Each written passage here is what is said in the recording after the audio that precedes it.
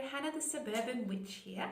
Today I would like to talk about the zodiac wheel and astrology in the way that I present it through my business, which is Natal Charts. Now what this means is it's a picture of the sky, so where the sun, the moon and the planets were located at the moment of your birth. It needs to be accurate, so it needs to be the exact time of your birth because it will change every 4 minutes. So what this shows us, for example, just as a toe dip into astrology, when you're born with a zodiac sign or a star sign, and this is going to be your underlying drive. So this is sort of the bulk of your essence.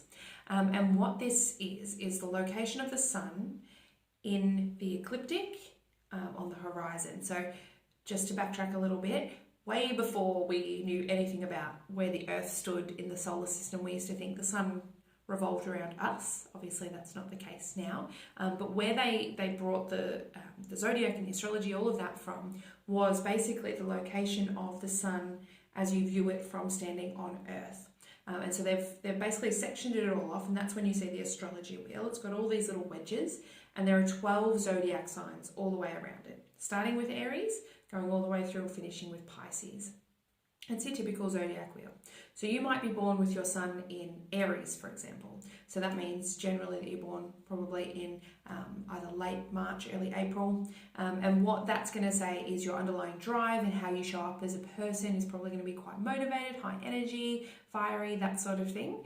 But depending on where it falls based on your time of birth and your location of birth and the sign that was rising in the horizon, that's called your rising sign, that's going to tell us where Aries actually falls on your chart in terms of the house. So this is it's really out there. I know it's really insane to think about, but the houses are going to tell us the area of your life it shows up in the most.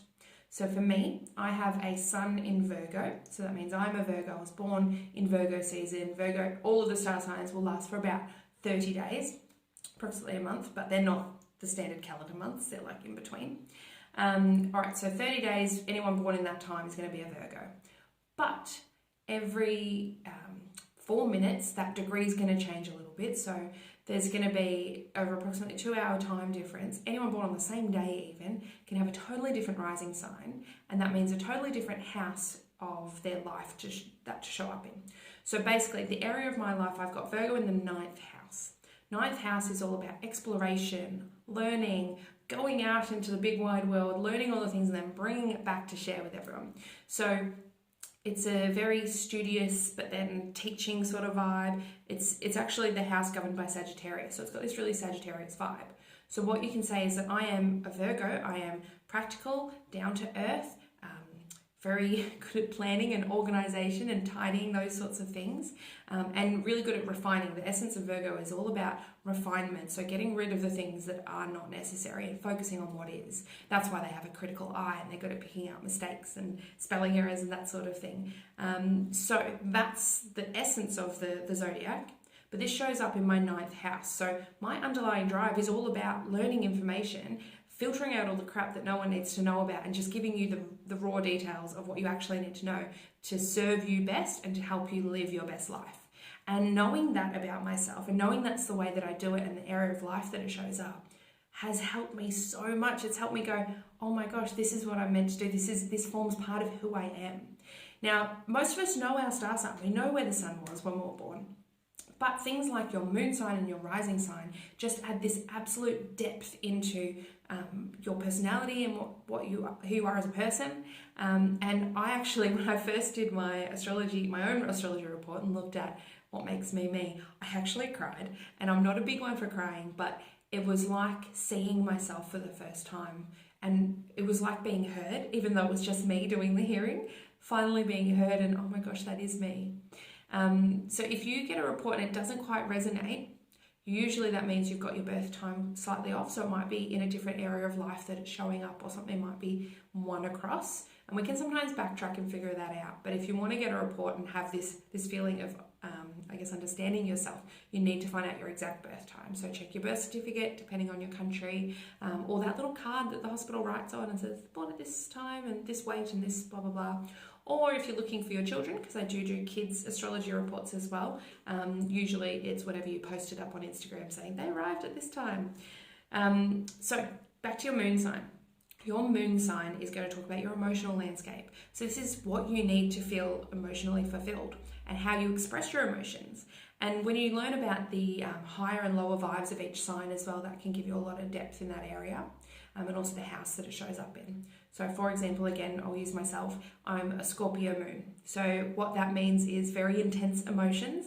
Emotions are a bit like a wave, but also really secretive. So a lot of people who know me will know if I am really, really down or depressed or anxious and anything, you often don't know. You have no idea. I'm very secretive about it. And the way I deal with it, in the negative aspects of it, is very much by myself and in very secretive ways. It's not a great trait for me in the lower aspects. But when I'm at my highest aspects, it's all about actually getting to the core of the issue, ripping it out and transforming those emotions from bad to happy, that sort of thing.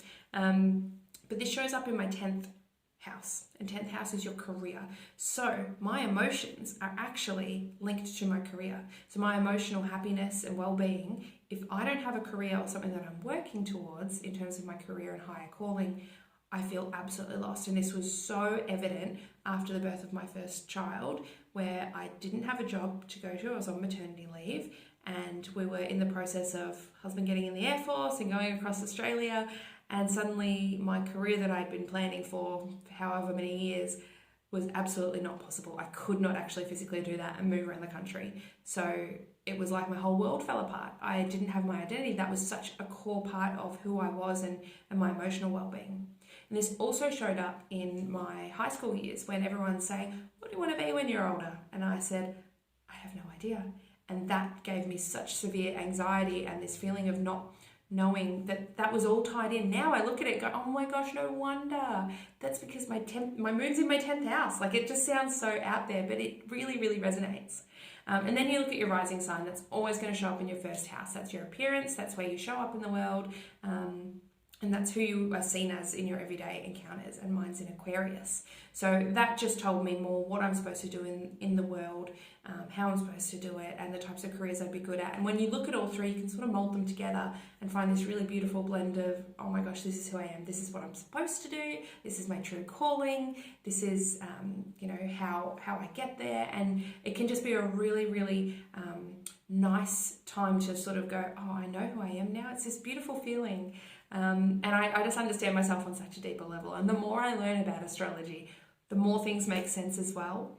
And knowing what I do now, I can also tell with my daughter what will and won't work with her in terms of motivating her and that sort of thing. And even myself in my business, I know where my Mars is located. Mars is referencing your motivation. And so knowing how to keep myself motivated, I work with my Mars sign, which is Gemini. So I make sure I'm not stuck doing one reading or all tarot readings all day. I can't do that. To stay motivated, I need to work on a tarot reading, then astrology, then a blog post, then a video, then this and this. I need to sort of be all over the place. That's what keeps me motivated and excited and mentally stimulated. So there's so much to astrology that can bring in so much amazingness into your life once you know about it and understand it. The reports that I do hopefully bring that across to you, and I do it in a really easy to understand manner. But yeah, have a look. You can find out online. There's lots of Google like Astro Calculator, and you can find out what your sun, moon, and rising sign is. Once you know that, you'll just see more and more things here and there that make sense to you. And the more you learn, the more it will all start to click together. So basically, when I do my reports, that zodiac wheel that I was talking about at the start, based on that time, all those houses will basically stay in the same spot, but they might grow or shrink a little bit and cover multiple areas. So when you read your star sign, generally people go, oh, this could be for anyone. I can relate to all of those. And that's because you are all of those. We have all of the zodiac signs in our charts. We have all of the houses in our charts. It's just where they show up in bigger areas in our life, or where they might be more prominent with planetary placements. So hopefully that gives you a little bit of what astrology is in a nutshell in a quick 10-minute video. But if you have any questions, let me know. I'd be happy to go into more detail if you're interested. Otherwise, I'll chat to you guys next time. Bye.